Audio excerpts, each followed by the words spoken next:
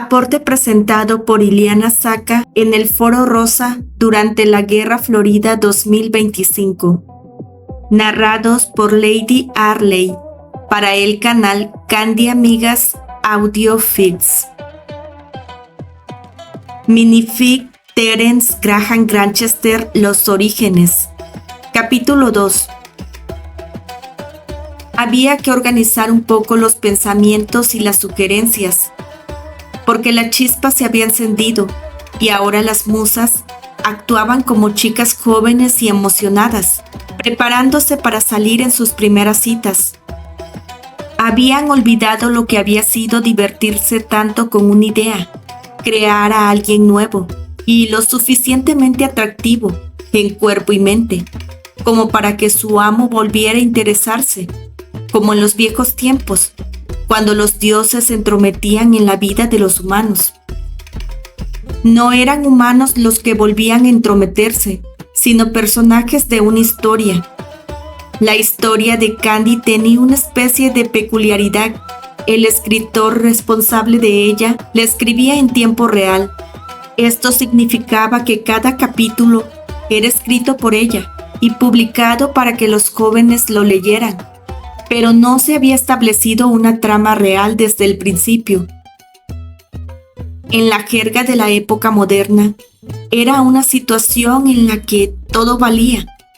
Era un terreno fértil para que las musas dieran ideas en abundancia al escritor e invitaran a su amo a participar. Ellas también participarían activamente, manipulando el destino de Candy y del joven del que se enamoraría apasionadamente. Todo el proyecto rebosaba emoción y posibilidades. Hubiera sido como en los viejos tiempos. Hermanas, vamos a crear una lista, ¿vale? Kukihiro-chan alzó la voz, casi gritando para hacerse oír por encima del continuo hablar de sus compañeras musas.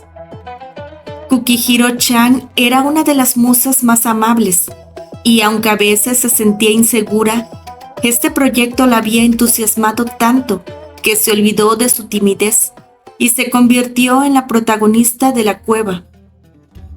Cogió un trozo de tiza y empezó a escribir en la lisa pared rocosa de la cueva. Características de los niños. Y justo debajo escribió: demasiado guapa. «Oh, te estás volviendo descarada, Cookie», dijo Astrid, y todos rieron. Esto era demasiado divertido. Kukihiro-chan también se echó a reír. «Estoy escuchando más sugerencias», añadió. «Debes ser noble», dijo Florecita con voz fuerte. Florecita tenía un alma hermosa. Como musa, ella también se sentía un poco insegura al lado de sus hermanas más asertivas, pero le encantaba leer las viejas historias de la antigüedad, aunque tal vez fuera más moderna que sus hermanas. Le encantaba combinar lo antiguo con lo nuevo. Siguieron muchos asentimientos. Las musas estuvieron de acuerdo.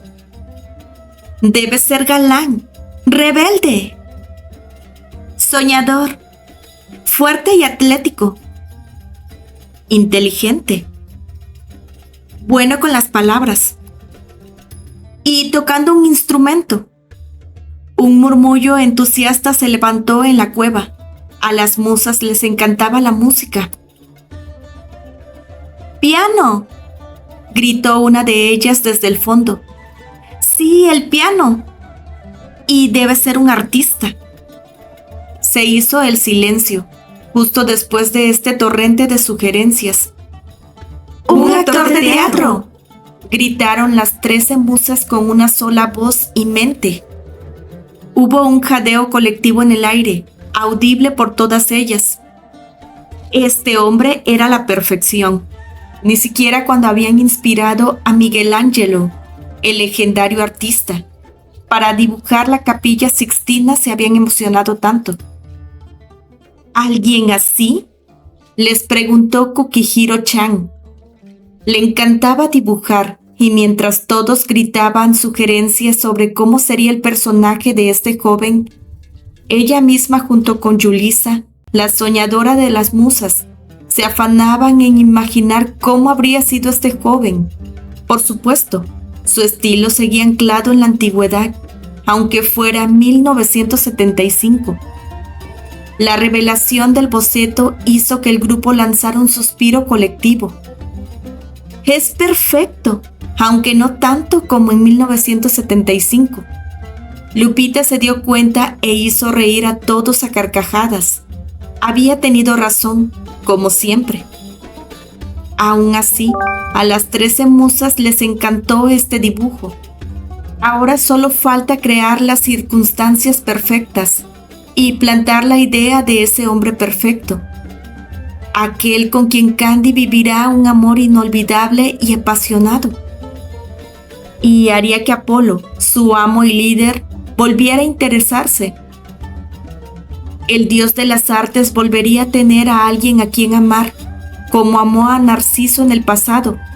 Pero lo más importante es que podría manipular la historia de cualquier manera que hubiera querido, más como en los viejos tiempos, cuando los dioses jugaban con las vidas de personas reales, pero esta vez podría ser con personajes ficticios. Apolo podía enviar a las musas a inspirar a este joven escritor japonés para que produjera una historia que a él le hubiera gustado leer, capítulo tras capítulo. Durante la mayor parte de la primavera, se sentaron juntas a planificar. Las 13 habían trabajado en equipo. Algunas eran más sensibles y tímidas que las demás. Luego estaban las que eran perfeccionistas. Algunas eran un poco pesimistas a veces, pero cuando pensaban que el plan no iba a funcionar, las que eran más resistentes y seguras de sí mismas y optimistas levantaban a sus hermanas.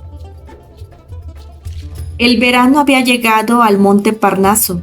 Los días se hacían largos y cálidos, y las noches se volvían frescas y fragantes. Verano, la estación de dar frutos. Llegaría a buen puerto el plan en el que las musas habían puesto todo su empeño y energía. ¿Cómo plantarían la inspiración idea en la mente de la joven escritora japonés? Tras exhaustivas discusiones, también muy entretenidas para las musas, habían decidido el aspecto y el carácter de aquel joven. A regañadientes y después de pensarlo mucho, lo tuvieron claro. Tendrían que hacer el largo viaje al monte Olimpo, donde residían las diosas de la fortuna. Aquello iba a ser una prueba incluso para las musas más valientes. No solo el viaje era largo, sino que visitar a las diosas de la fortuna era algo que no debía tomarse a la ligera. Las diosas de la fortuna, según la mitología griega, eran 3 mujeres. Eran las diosas del destino que personificaban el destino ineludible del hombre. Asignaban a cada persona su suerte o parte en el esquema de las cosas. Cloto, cuyo nombre significa hilandera, hilaba el hilo de la vida. Láquesis, cuyo nombre significa el repartidor, derivado de una palabra que significa recibir por sorteo, medía el hilo de la vida. Atropos, o Aisa, cuyo nombre significaba la que no puede girar, cortaba el hilo de la vida. Ningún ser humano podía ir en contra de lo que determinaban para él las 3 parcas, e incluso si lo intentaban conscientemente o no, las diosas de la fortuna caían sobre él, otorgándole duros castigos o mala suerte, como lo llamamos hoy. Y los dioses no tenían poder sobre las diosas de la fortuna, ni siquiera Zeus. Las diosas de la fortuna decidían el destino de todos, incluso el de los propios dioses. Así que pedir un favor a las diosas de la fortuna no solo era algo reacio, sino casi inaudito. Algunas deidades incluso lo llamarían una estupidez. Sin embargo, para que su plan funcionara y para sembrar la inspiración de este hombre asombroso, en la mente de la joven escritora japonés. Tuvieron que visitar a las diosas de la fortuna, suplicarles para que pusieran en marcha las condiciones adecuadas para que se plantara la semilla de la inspiración. Al fin y al cabo, la gente dice, estaba en el lugar adecuado, en el momento adecuado, cuando quiere describir este encuentro serendípico, que parece como si fuera el destino desplegándose. El verano estaba bien entrado en el mes de junio. Era una noche con una brisa especialmente dulce, que acariciaba los altos abetos que se mecían como si bailaran alrededor de la hoguera encendida por las musas. Todas estaban sentadas en círculo. Su maestro, el dios Apolo, había ido a visitar a la bruja Circe, que vivía sola en el exilio. Su padre Helios la había castigado por usar magia prohibida. Si Circe era la amante de Apolo, era algo que todos especulaban, pero el propio Apolo nunca había revelado nada, sobre todo a las musas, ya que algunas de ellas habían compartido lecho con él.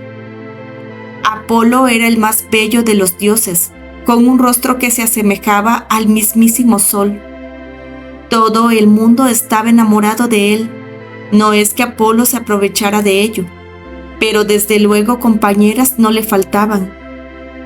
Las musas le eran extremadamente fieles y, de hecho, otra de las razones para querer hablar con las diosas de la fortuna y poner en marcha su plan para crear este asombroso personaje de ficción que complaciera a Apolo y le permitiera inmiscuirse en la historia como en los viejos tiempos en los que los dioses jugaban con la vida de los humanos, era mantenerlo ocupado, para mantener a su amo allí con ellas, en lugar de que él mirara alrededor, moviéndose de una diosa a otra, solo para extinguir su aburrimiento.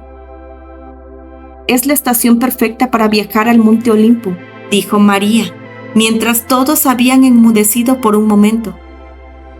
La mayoría de las musas parecían sumidas en sus pensamientos, pero cuando el nombre Olimpo salió de los labios de María, todas se volvieron hacia ella. Sonrió tímidamente cuando 12 pares de ojos la miraron fijamente a la vez. Doris suspiró.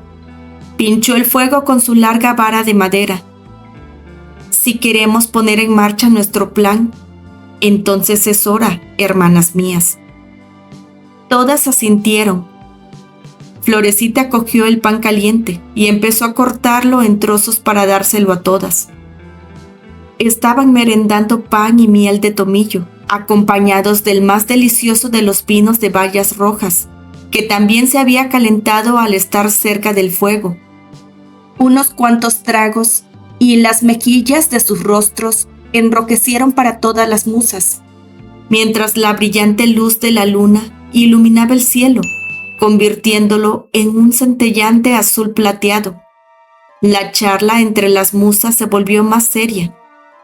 Después de todo, esta no iba a ser una tarea pequeña y, desde luego, debía permanecer en el más alto secreto. Ninguno de los dioses debería haberse enterado de esto, porque habrían estado en problemas y, definitivamente, habrían puesto a su maestro en problemas también. Al final llegaron a una decisión definitiva. El fuego había empezado a apagarse y echaron una jarra de agua sobre los ámbares calientes que quedaban, antes de darse las buenas noches y desaparecer todas en su oscura cueva, que era su hogar en el Parnaso. Eran las primeras horas de la mañana siguiente cuando las musas se fueron despertando una a una. Amanecía otro día glorioso y cálido. Se vistieron, desayunaron leche de cabra, pan y miel, y salieron de la cueva.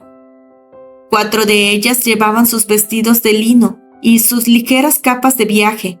Así lo habían decidido la noche anterior. Aquí hay un poco de mirra y miel de tomillo de las abejas del Parnaso, dijo Giovanna, y le dio a Iliana los paquetes para que los metiera en la gran bolsa de cuero que llevaba. Y un dibujo de nuestro hombre ideal, dijo Kukihiro-chan, y le dio a Astrid el dibujo que había hecho tiempo atrás. No te olvides de llevar leche a las diosas de la fortuna cuando llegues al Olimpo, dijo Doris a Lady Arley. Allí hay unos excelentes pastores de cabras, a los que puedes llevarle leche. Lady Arley asintió. No nos olvidaremos, Doris, dijo, y todas sonrieron. Carmín, María, Yulisa y Lupita habían tejido unas hermosas coronas de flores para las diosas de la fortuna. Se las entregaron a Ámbar, que las guardó cuidadosamente en su bolsa de cuero. Y algo para que comáis las 4 durante el viaje, dijo Florecita con una sonrisa, y les dio a las 4 musas un poco de pan y queso, y una tortilla muy sabrosa, que había hecho esa misma mañana, junto con muchas bayas del bosque y una botella de vino. Eran ellas 4, Eiliana, Lady Arley, Astrid y Ámbar. Habían decidido enviarlas a las diosas de la fortuna. Entre todas tenían sabiduría y talento para contar historias, perseverancia, valor, naturaleza amorosa y viajes, esforzándose por conseguir un resultado perfecto. Así que, sobre el papel, lo tenían todo.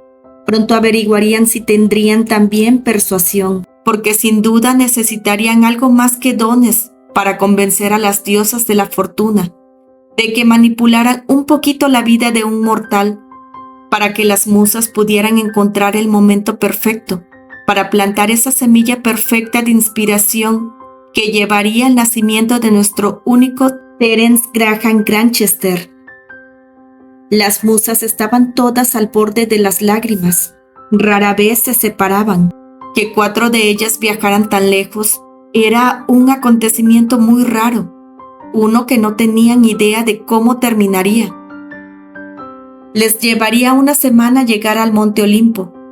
Lo bueno es que no estaban cansadas de la misma manera que un humano lo estaría. Tomarían descansos para comer y dormir por la noche, pero no conocerían la fatiga de la misma manera que los humanos. Aún así, les era imposible volar. Todas se abrazaron, les desearon buena suerte, cruzaron los dedos, se sonrieron y, después, las 4 musas iniciaron el descenso del monte Parnaso. Les esperaba un largo viaje, también desconocido. Una vez lejos de su cueva, se miraron y sonrieron animadas. Se dieron cuenta de que ya les estaba gustando su aventura. También deseaban que las diosas de la fortuna fuesen igual de acogedoras. Continuará.